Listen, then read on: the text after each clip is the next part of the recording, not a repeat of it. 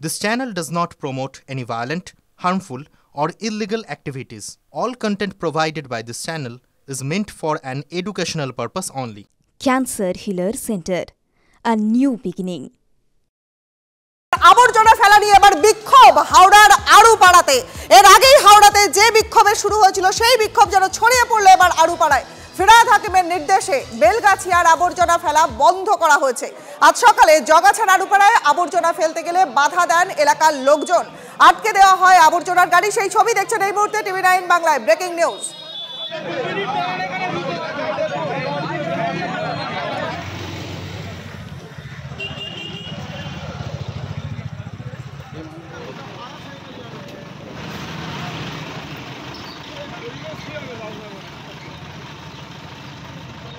যত মানে হাওড়া ডিস্ট্রিক্টে যত গার্বেজ এখানে ভাগাড় তৈরি করা হচ্ছে, কিন্তু পাশাপাশি তো সমস্ত বাড়িঘর আছে। এই গ্যাস দুর্গন্ধে এখানকার মানুষ থাকতে পারবে না।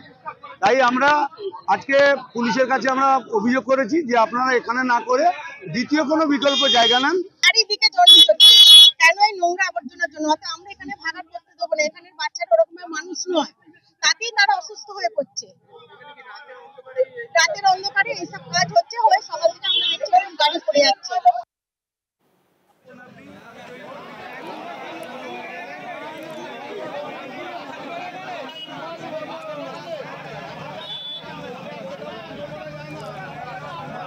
ফিরহাদ হাকিমের নির্দেশে বেলগাছিয়ায় আবর্জনা ফেলা বন্ধ করা হলো এবং আজ সকালে জগাছাড় আড়ুপাড়া সেখানে আবর্জনা ফেলতে গেলে বাধা দিলেন এলাকাবাসী। এখনকার কি ছবি দেখবো আমাদের সহকর্মী সুব্রত এই মুহূর্তে রয়েছেন আমাদের সঙ্গে। সুব্রত, এলাকাবাসীরা এখন কি বলছেন, তাদের কি অভিযোগ? দেখো, আমি তোমাকে প্রথমে সেই ছবিটা দেখাবো। আমি যেখানে দাঁড়িয়ে রয়েছি জগাছাড় থানা এলাকার আড়ুপাড়া, এবং আমার সামনেই রয়েছে হিন্দি ইউনিভার্সিটি বা হিন্দি বিশ্ববিদ্যালয়। আড়ুপাড়ার এই জায়গা খুবই জনবহুল জায়গা, এখানে মানুষের বসবাস রয়েছে এবং এখানেই কিন্তু হঠাৎ করে রাতের অন্ধকারে বৃক্ষছেদন হয়েছে। জেসিবি নিয়ে এসে একের পর এক গাছ কাটা হয়েছে, জায়গা পরিষ্কার করা হচ্ছে। কারণ কি? কারণ বেলগাছিয়া ডাম্পিং গ্রাউন্ডের উপচে পড়া ময়লা, যেখানে আর নতুন করে হাওড়া শহরের যে জঞ্জাল, সেই জঞ্জাল ফেলা যাবে না। অথচ জঞ্জালটাকে তো ফেলতে হবে, নাহলে তো হাওড়া শহর উপচে পড়ছে। সেই জঞ্জাল ফেলার জন্য এখানে রাতারাতি কৃত্রিমভাবে একটা ডাম্পিং গ্রাউন্ড তৈরি করার চেষ্টা হচ্ছে। অথচ এখানকার মানুষ, যারা এখানকার ভোটার, যারা এখানকার বাসিন্দা, তাদেরকে কোনোভাবে মাইকিংয়ের মাধ্যমে জানানোর কোনো প্রয়োজনটুকু মনে করেনি প্রশাসন। এবং সেই জন্যই সকাল থেকেই মানুষজন তারা কিন্তু রাস্তায় নেমে পড়েছেন এবং তারা সরাসরি বিক্ষোভ দেখাচ্ছেন। তারা, আমি তোমাকে ছবিটা দেখাবো, এই মুহূর্তে রাস্তার মধ্যে মানুষজন রয়েছে। তারা কিছুতেই এখানে কোনোভাবে কৃত্রিম ডাম্পিং গ্রাউন্ড হতে দেবেন না। দিদি, আপনারা রাস্তায় কেন? রাস্তায় আমাদের এখানে ডাস্টবিন ফেলতে দেওয়া হবে না। আপনাদেরকে এখানে ডাম্পিং গ্রাউন্ড করার আগে বা ভাগাড় করার আগে বলা হয়নি? কিচ্ছু বলেননি, কিচ্ছু বলেননি। কি চাইছেন আপনারা? আমরা এখানে নোংরা ফেলতে বারণ করছি। আমরা একই মত, সব একই মত যে এখানে ফেলতে দেওয়া হবে না। আপনি তো একজন প্রবীণ বাসিন্দা এখানকার, এখানে যে ময়লা ফেলা হবে আগে থেকে বলা হয়েছে? না না, কিচ্ছু বলা হয়নি, কিচ্ছু বলা হয়নি এখানে কাউকে। হঠাৎ করে যার জন্যই বন্ধ করে দেওয়া হয়েছে। এখানে কোনো ডাস্টবিন করতে দেওয়া হবে না, ভাগাড় করতে দেওয়া হবে না। কেননা এখানে অনেক বসতিবাস, এখানে বাচ্চা হচ্ছে, সব কিছু। সামনে বিশ্ববিদ্যালয় আছে, সামনে কলকাতা পুলিশ ট্রেনিং সেন্টার আছে, তার ভেতরে কি করে এখানে জনসাধারণের ভেতরে করতে ভাগাড় করতে পারে?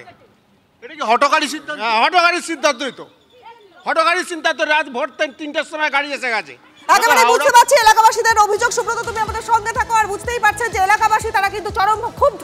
আর এই বেলগাছিয়ার পরিবর্তে আড়ুপাড়া, সেখানে হিন্দি বিশ্ববিদ্যালয়ের সামনে এবার বর্জ্য ফেলছে হাওড়া পুরসভা। লোকালয়ের সবুজ ধ্বংস করে তৈরি হচ্ছে ডাম্পিং গ্রাউন্ড, কৃত্রিম ডাম্পিং গ্রাউন্ড। অভিযোগ তুলে বিক্ষোভ দেখাচ্ছেন স্থানীয়রা। পরিস্থিতি সামলাতে হাওড়া কমিশনারকে নির্দেশ পুরমন্ত্রীর। হাওড়া পুরসভার প্রশাসক সুজয় চক্রবর্তীকে ঘটনাস্থলে যেতে নির্দেশ দিলেন ফিরহাদ হাকিম। বিকল্প জায়গা না পেলে পরিস্থিতির সমাধান সম্ভব না। এ বিষয়ে বিস্তারিত জানবো আমাদের সহকর্মী সায়ন্ত রয়েছেন এই মুহূর্তে আমাদের সঙ্গে। সায়ন্ত, কি তথ্য পাচ্ছ?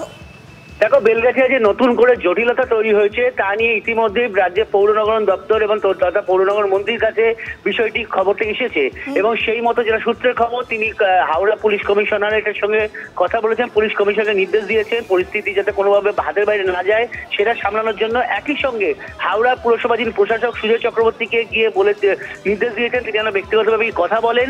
বিকল্প জায়গা না পাওয়া গেলে এভাবে পরিস্থিতি সামলানো সম্ভব হবে না, তাই বিকল্প জায়গার জন্যই এই জায়গা যে জায়গা নিয়ে একেবারেই বুঝতে বিশৃঙ্খলা পারছি তৈরি হয়েছে। তুমি নজর রাখো, অনেক ধন্যবাদ তোমায়।